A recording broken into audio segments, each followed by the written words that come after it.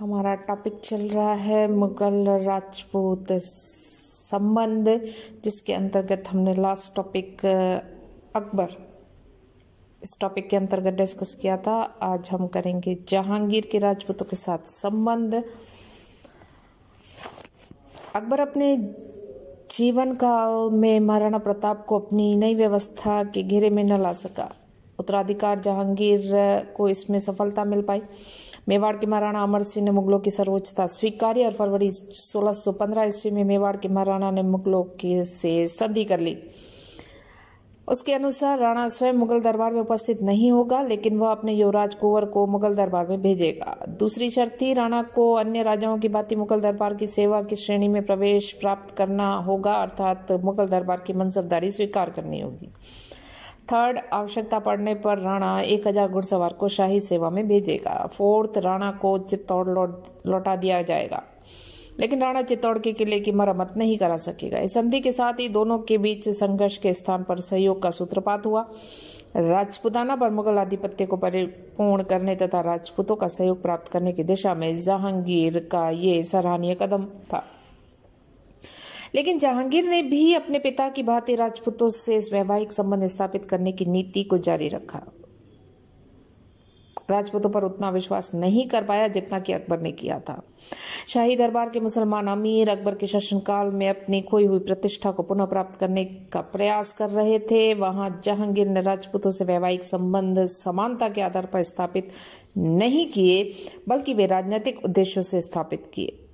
आमेर के राजा मान सिंह ने अपनी पौत्री जगत सिंह की लड़की का विवाह जहांगीर के साथ उसको खुश करने के लिए किया, क्योंकि अकबर के अंतिम दिनों में मान सिंह ने सलीम के विरुद्ध खुसरो का समर्थन किया था। अतः बादशाह बनने के बाद भी जहांगीर को मान सिंह पर संदेह था। इस संदेह को मिटाने के लिए मान सिंह ने अपनी पौत्री का विवाह जहांगीर से किया था। जब खुर्रम ने विद्रोह किया, तब उसे दबाने के लिए जहांगीर ने अपने पुत्र परवेज के साथ जोधपुर के शासक गज सिंह को भेजा था। गज सिंह ने परवेज का विश्वास प्राप्त करने के लिए अपनी पुत्री का विवाह परवेज से किया। संभवतः गज सिंह ने सोचा होगा कि खुर्रम के विद्रोही हो जाने से जहांगीर परवेज को अपना उत्तराधिकारी बना देगा और परवेज को गद्दी पर बैठाने से शाही दरबार में राठौड़ों का सम्मान बढ़ेगा। मान सिंह की संदिग्ध भूमिका, बीकानेर के राम सिंह का विद्रोही रुख तथा बूंदी के राजा भोज द्वारा अपनी पौत्री का विवाह जहांगीर से करने की अस्वीकृति देने के कारण जहांगीर को राजपूतों पर संदेह हुआ। जहांगीर के समय संपूर्ण राजस्थान पर मुगलों की सर्वोपरि सत्ता स्थापित होने के बाद राजपूत राज्यों के आंतरिक मामलों में सम्राट और उसके उत्तराधिकारियों का हस्तक्षेप बढ़ गया। राजपूत राज्यों में ज्येष्ठ अधिकार के नियमानुसार राज्यों के उत्तराधिकार निश्चित होना एक सामान्य बात थी, किंतु मुगल सम्राट ने इस परंपरा तथा नियमों का उल्लंघन करके उत्तराधिकार निश्चित करना आरंभ कर दिया। बीकानेर का राजा राय सिंह अपने श्रेष्ठ पुत्र दलपत से नाराज, अतः उसने अपने छोटे पुत्र सूर सिंह को शासक बनाना चाहा। लेकिन जहांगीर चूंकि राय सिंह से अप्रसन्न था, इसलिए उसने राय सिंह की इच्छा के विरुद्ध मार्च 1612 में दलपत को बीकानेर का शासक बना दिया। दलपत ने शाही आदेशों की अवहेलना करना आरंभ किया। जहांगीर ने सूर सिंह को ससैन्य बीकानेर भेजा। पराजित दलपत को बंदी बना लिया गया और सितंबर 1613 में जहांगीर ने सूर सिंह को बीकानेर का शासक बना दिया और आमेर के राजा मान सिंह के ज्येष्ठ पुत्र जगत सिंह की मृत्यु उसके जीवन काल में ही हो गई। इसलिए जगत सिंह का ज्येष्ठ पुत्र महासिंह मान सिंह का वास्तविक उत्तराधिकारी था। लेकिन उत्तराधिकारी संबंधी हिंदू प्रथा की पूर्णतः उपेक्षा करते हुए जहांगीर ने मान सिंह के एकमात्र जीवित पुत्र भाव सिंह को आमेर का शासक बना दिया। उसे 4000 का मनसब दे दिया। इस प्रकार राजपूताना में जब उत्तराधिकारी मुगल सम्राट की इच्छा पर निर्भर हो गया, फलस्वरूप राजपूत राज्य निर्बल होते गए और मुगल सम्राट शक्तिशाली।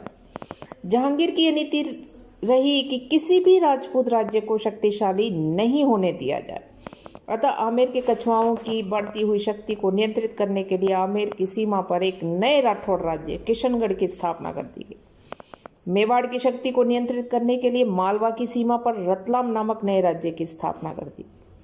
ऐसा प्रतीत हो रहा था कि जहांगीर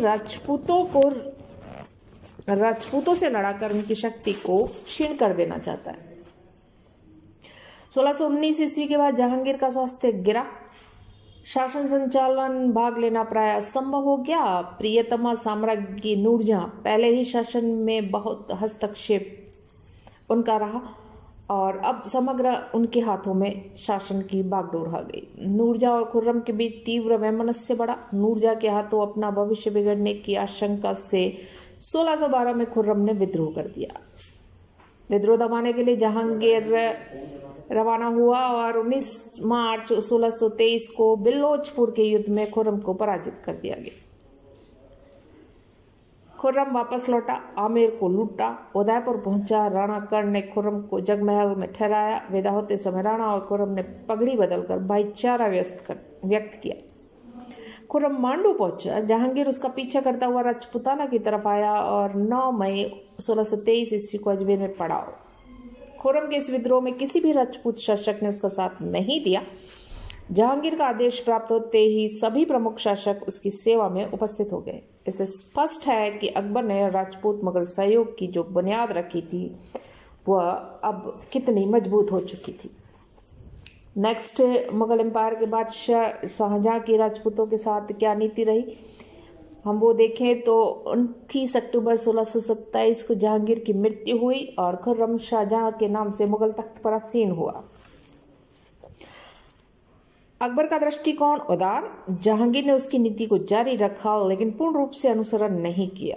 राजपूतों को उनके पूर्व पदों से वंचित किए बिना जहांगीर ने अपने साम्राज्य में मुसलमानों के हितों को अधिक ध्यान रखा। शाहजहां कट्टर सुन्नी मुसलमान, शाहजहां की माता और दादी दोनों राजपूत राजकुमारियां, लेकिन इन रक्त संबंधों का शाहजहां पर कोई प्रभाव नहीं। अपने पिता और पितामह की बात शाहजहां ने किसी राजपूत राजकुमारी से विवाह नहीं किया और हरम में भी वह राजपूत राजकुमारियों के प्रभाव से मुक्त रहा। शाहजहां ने अपने शासनकाल के आरंभ में आदेश जारी किया, केवल मुसलमानों को ही सरकारी पदों पर नियुक्त किया जाएगा। दृढ़ता से इन आदेशों का पालन नहीं हुआ। जोधपुर के महाराजा जसवंत सिंह पर उसकी विशेष कृपा रही। 1638 ईस्वी में जसवंत सिंह जोधपुर की गद्दी पर बैठा और उसे 4000 मनसब और 4000 सवार दिए गए। मनसब में निरंतर शाहजहां ने उसकी वृद्धि भी करी। 1653 में उसका मनसब 6000 जात एवं 6000 सवार हो गया। राजपूत अभी भी साम्राज्य के शक्तिशाली स्तंभ थे, उच्चतम सरकारी पदाधिकारियों में शामिल भी। शाहजहां ने अपने व्यक्तिगत एवं पारिवारिक जीवन में राजपूत मुगल सहयोग को भले ही अपेक्षित महत्व न दिया हो, परंतु राजनीतिक क्षेत्र में उसने उसकी उपेक्षा नहीं की। यही वजह है कि उसके शासनकाल के अंत में लड़े गए उत्तराधिकार संघर्ष में राजपूतों ने उसके ही पक्ष में संघर्ष किया, चाहे औरंगजेब के काल में उन्हें इसके परिणाम क्यों न भुगतने पड़े हो। शाहजहां के शासनकाल में नए छोटे छोटे राज्यों की स्थापना करना और छोटे राज्यों के बड़े राज्यों की अधीनता से निकालकर मुगल साम्राज्य में उसका सीधा संबंध स्थापित करना, इस नीति को आगे बढ़ाया।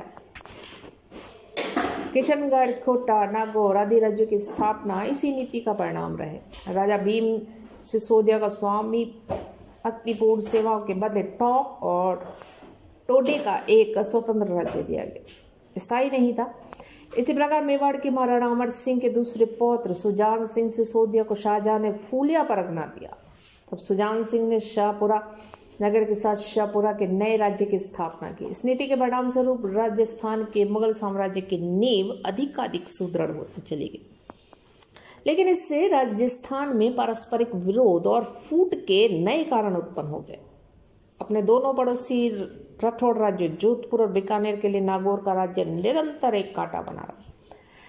कोटा और बूंदी की आपसी प्रतिस्पर्धा ने आगे चलकर भीषण रूप धारण किया और मेवाड़ को तो अगले कई वर्षों तक बांसवाड़ा, डूंगरपुर और देवलिया को अपने अधीन रखने के लिए संघर्षरत रहना पड़ा। शाहजहां के शासनकाल में ही 1652 ईस्वी में राज सिंह मेवाड़ की गद्दी पर बैठा और राज सिंह ने 1615 ईस्वी की संधि का उल्लंघन किया और चित्तौड़ के किले की मरम्मत करवाकर शाहजहां को नाराज कर दिया। शाहजहां के शासनकाल में 1652 ईस्वी में राज सिंह मेवाड़ की गद्दी पर बैठे। राज सिंह ने 1615 ईस्वी की संधि का उल्लंघन किया और चित्तौड़ के किले की मरम्मत करवाकर शाहजहां को नाराज कर दिया। शाहजहां ने तुरंत सादुल्ला खां को ससैन्य भेजकर दुर्ग की दीवारों को गिरवा दिया। उस समय तो राज सिंह ने दुर्ग से अपने सैनिक हटा दिए तथा अपने कुंवर को शाहजहां की सेवा में भेजकर उसकी नाराजगी को दूर करने का प्रयास भी किया, लेकिन 1657 ईस्वी में शाहजहां के बीमार पड़ते ही राज सिंह ने मुगल क्षेत्रों में लूट मार कर काफी धन संपदा एकत्रित कर ली।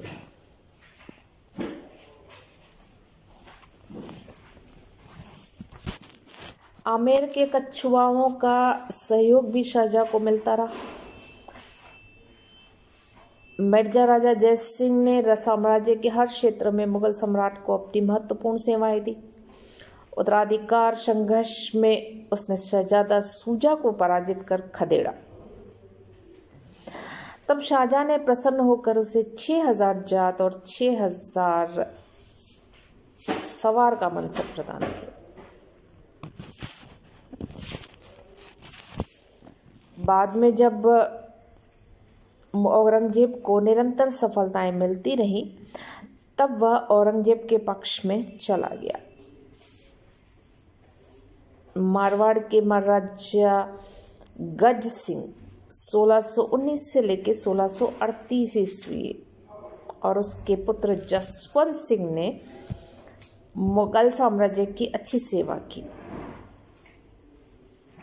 उत्तराधिकार संघर्ष के दौरान औरंगजेब और मुराद के विरुद्ध जसवंत सिंह को भेजा गया और धर्मत के युद्ध में कासिम खां के